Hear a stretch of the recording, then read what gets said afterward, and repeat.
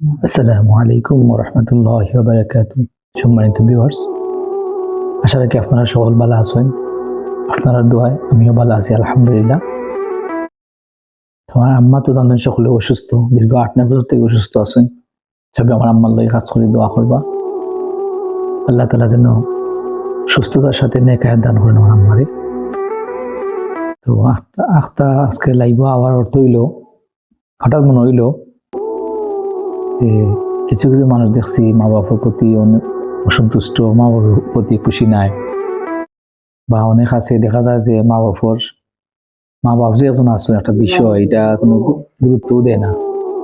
অনেক মানুষেরা আছেন। আমি দীর্ঘ 8-8.5 বছর থেকে খেদমত করি, আমার আম্মার খেদমত আছি আলহামদুলিল্লাহ। আমার কোনো অভিযোগ নাই। আল্লাহ যদি সারাটা জীবন আল্লাহ সুযোগ দেন, আমি আমার আম্মার খেদমত করে যাইব। এর কারণে যদি আমি দুনিয়ার সব ছাড়তে হয়, আমি ছাড়তে রাজি, কোনো সমস্যা নাই। আমার মায়ের দিকে আস্থা, দুনিয়ার দিকে অষ্ট আমি আল্লাহর কাছে ছোটবেলাও চাইছিলাম যে মা বাপর খেদমত করতাম। আল্লাহ এটা কবুল করছেন, বাপরও কইরা দিছি আলহামদুলিল্লাহ, এখন মারও কইরা দিলাম।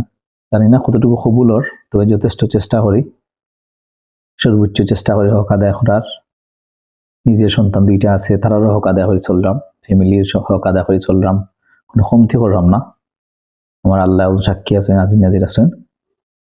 তো ওটাও কইব আমি ভিডিওর মাধ্যমে আপনারা মা বাবার সেবাটা বেশি করুকা, যারা মা বাবা আছেন বেশি বেশি সেবা করুকা। দেখবা দুনিয়া আখেরাতে ভাই ফায়দা হইব। উপস্থিত হয়তো একটু কষ্ট হইতে পারে, কিন্তু দিন শেষে মা বাবার সেবা করলে ভাই অনেক ফায়দা, যেটা আমি হারে টার পাইলাম। আর মা বাবার খেদমত করতে গিয়া যদি দুনিয়ার সব ছাড়তে হয় ভাই, আমি এখন ছাড়তে রাজি। আশা রাখি মা ভক্ত যারা আছেন আমার লগে একমত হইবা, আর সবে একটা কমেন্ট করে জানাইবা মা ভক্ত ছেলেরা দেখতাম চাই আমার এই ভিডিওর মাধ্যমে।